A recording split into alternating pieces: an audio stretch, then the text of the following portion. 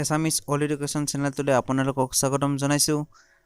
আজিৰ এই ভিডিঅ'টোত আমি আলোচনা কৰিম এছাম জিডিএছ ৰিজাল্ট ডেট।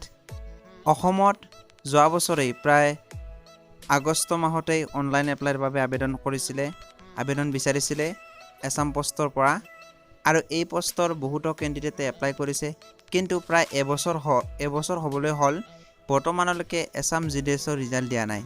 আৰু এই ৰিজাল্ট কেতিয়া ঘোষণা কৰিব, চৰকাৰৰ তৰফৰ পৰা কি ঘোষণা কৰিছে, এই সম্পূৰ্ণ তথ্য আমি এই ভিডিঅ'টোত আলোচনা কৰিম। গতিকে ভিডিঅ'টো স্কিপ নকৰাকৈ শেষলৈকে চাই থাকিব। অসম চৰকাৰ তথা ভাৰত চৰকাৰৰ তৰফৰ পৰা বৰ্তমানলৈকে এই আছাম জিডিএছ ৰিজাল্টটো বৰ্তমানলৈকে ঘোষণা কৰা নাই। বহুতো কেণ্ডিডেটে কমেণ্ট কৰি থাকে, অপেক্ষা কৰি আছে এই আছাম জিডিএছ পোষ্টৰ ৰিজাল্ট। এই ৰিজাল্ট যদি আমি অফিচিয়েল ৱেবছাইটত গৈ চাওঁ, জিডিএছ অফিচিয়েল ৱেবছাইটত যদি যাওঁ আমি, তেতিয়া আমি ইয়াত দেখিবলৈ পাম, প্ৰথম ইয়াত ক্লিক কৰি দিব, আমি ইয়াত দেখিবলৈ পাম বৰ্তমানো ৰিজাল্ট আণ্ডাৰ প্ৰচেছ হৈ আছে। আছাম 919টা পোষ্টৰ বাবে আবেদন বিচাৰিছিল।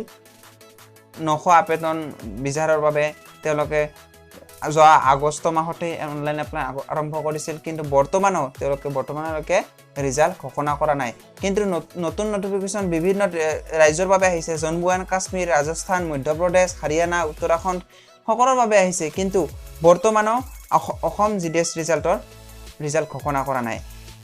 Assam JDS result online start হোৱাৰ বহুত পিছতো উত্তৰ প্ৰদেশৰ চাইকেলটো ৰিজাল্ট ঘোষণা কৰিছে। তেওঁলোকে 24 দিনৰ ভিতৰতে চাইকেলটো উত্তৰ প্ৰদেশৰ ৰিজাল্ট ঘোষণা কৰিছে, কিন্তু অসমখন কিয় ইমান অপেক্ষা কৰিছে সেই বিষয়ে আমি বৰ্তমানলৈকে জানিব পৰা নাই। যদি আমি টুইটাৰত গৈ চেক কৰোঁ, তাত জনাই দিয়া হৈছে কেনেদৰে, চাওক বলক। যদি আমি টুইটাৰত গৈ চেক কৰোঁ, বহুতো কেণ্ডিডেটে সুধি আছে যে আছাম জিডিএছ ৰিজাল্ট আজি পাব্লিছ কৰক। ইণ্ডিয়া পোষ্ট অফিচক টেগ কৰি কিনে জনাইছে কেতিয়া আপোনালোকে ৰিজাল্ট ঘোষণা কৰিব। এই সম্পৰ্কে বহুতে পোষ্ট ঘোষণা কৰিছে, কিন্তু বৰ্তমানলৈকে অফিচিয়েল ৱেবছাইটৰ পৰা ৰিপ্লাই সঠিকভাৱে দিয়া দেখিবলৈ পোৱা যোৱা নাই, কিয়নো অফিচিয়েল ৱেবছাইটৰ পৰা ৰিপ্লাই কেৱল এটাই মাত্ৰ হৈছে। সেই ৰিপ্লাইটো হ'ল আপোনালোকে ধৈৰ্য ধৰক, অতি সোনকালে ৰিজাল্ট ঘোষণা কৰা হ'ব। যেতিয়া সকলোবিলাক কাম আমাৰ সমাপ্ত হ'ব, তেতিয়া আমি ৰিজাল্ট ঘোষণা কৰিম, এনেদৰে ৰিপ্লাই কৰা দেখা যায়। কিয় অপেক্ষা কৰি আছে আমি নাজানো, গতিকে আপোনালোকে ধৈৰ্য ধৰক। বহুতে এপ্লাই কৰিছে, ময়ো এপ্লাই কৰি দিছোঁ, বহুত কেইজন ব্যক্তি আছাম জিডিএছ ৰিজাল্ট, কিন্তু তেওঁলোকে সুধি আছে কেতিয়া ৰিজাল্ট ঘোষণা কৰিব।